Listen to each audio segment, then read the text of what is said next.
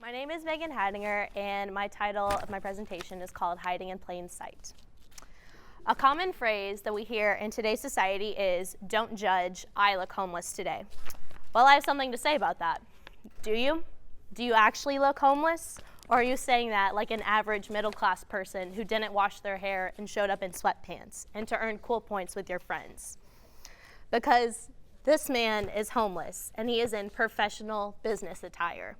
The "I look homeless" phrase is less about appearance and rather a derogatory statement that puts down hundreds of thousands of people. We as a society need to stop categorizing this group of people by their appearance and rather look at what makes them human like us. On one night in January of 2018, there was this amount of people that were homeless in the United States. They were outside, in hotels, cars, parks, and other alternatives throughout the country. If we are to ever address the hundreds of thousands of people that are in need, then we as a society need to understand the circumstances that could lead to someone becoming homeless. Do you know someone who has a mental illness, lost a job, been in a car accident, gotten divorced? These are all of the ways that lead to a person becoming homeless, as well as others. Whether we address the number of people, the derogatory way that we speak about them, or how they ended up in that situation, people who are homeless have worth, period. No ifs, ands, or buts about it. All human beings have worth, regardless of appearance and circumstance. So there's a lot of homeless people. What does that have to do with you? Well, there are about 1,600 people in Lafayette every year that transition in and out of homelessness. They walk the downtown area, they're here on Purdue's campus, and they sleep by the Wabash River. Even though I've lived near Lafayette my whole life, I never knew that there was a homelessness problem in this city until I came here. So you could say they're hiding in plain sight, at least to me. Freshman year of college, I stumbled upon the Path Street team. I wasn't sure about what it was, but I was willing to find out. I can tell you now, after almost 3 years, that we are a group of students that work with case managers in the Lafayette area, and we meet homeless people on the streets and refer them to services.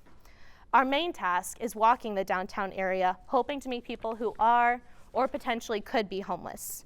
We go on 2-hour shifts and walk to various hotspots around town where homeless people hang out. We talk to them, we refer them to services, but above all else, we listen to them. After our shift is over, we communicate with our case managers so that they can be updated about where we went and who we talked to. For 6 hours a week, we are building relationships with these homeless folks. Not everyone is open to receiving services, but a large part of what we do on the streets is breaking down the us versus them mentality that a lot of homeless people may have, not that that is unwarranted. Homeless people can be slow to trust because people have been slow to be kind to them. As a group, homeless people are stereotyped as lazy and uneducated, and I can tell you from personal experience that this is wrong. I've met homeless people who are professors here at Purdue. The stigma surrounding homelessness is part of what keeps people from receiving help, not just their own actions. If you've been paying attention, then you've probably noticed a lot of purple in these slides. We distribute purple t-shirts and sweatshirts to members on our team so that we can be easily identifiable to both the homeless folks we meet, but also the community members. The more people see our signature purple color, the more recognition we gain. As we walk the downtown area, we carry these backpacks that are filled with supplies. We carry hats, gloves, snacks, water bottles, sunscreen, and even condoms. If we are to adequately help people, then we have to accurately give them what they may need. Not because we're promoting sex per se, but we want people to make smart decisions regardless of where they sleep at night. The most valuable thing that we carry are what we call pocket pals. They're updated every year and contain lists of all the agencies in the area that people can go to for services.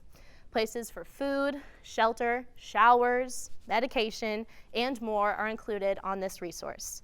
Yes, we can tell people where to go, but the pocket pals exist so that people can make their own decisions about where they want to go to receive help. Another thing that we do is host hygiene kit drives on campus where people donate supplies to be put together. We carry these kits in our backpacks to be given out on shifts as well as at our special events. Any organization or group of people can donate supplies for this, so please let me know if you're interested in sponsoring a drive. One of our signature events is the Sleep a Night on Our Streets event that occurs in November and is going on its 4th year. The purpose of the night is to educate the Lafayette community that yes, there are homeless people here, whether you see them or not. There is food and music, but most importantly, there's educational programming about this issue. After the programming is over, yes, we actually do sleep on the street, or rather a secured parking lot. Regardless of the weather, we commit to sleeping outside for one night to tell our community that what we do for one night is what some people do every night. The majority of homeless people do move indoors in the winter, but not everyone. Something else that Street Team assists with is the point-in-time count that occurs every January. Remember those 400,000 people from before? Communities and states conduct surveys on a chosen day to help the government compile data about who is homeless. This data then helps the government determine resource allocation specifically for Lafayette for the coming year. We also coordinate karaoke nights for the homeless community in Greater Lafayette. A local restaurant provides food and we coordinate the time and place. People rap, sing, rant, and share whatever is on their mind. It's not just about what they say, but that there is someone in the crowd listening to them.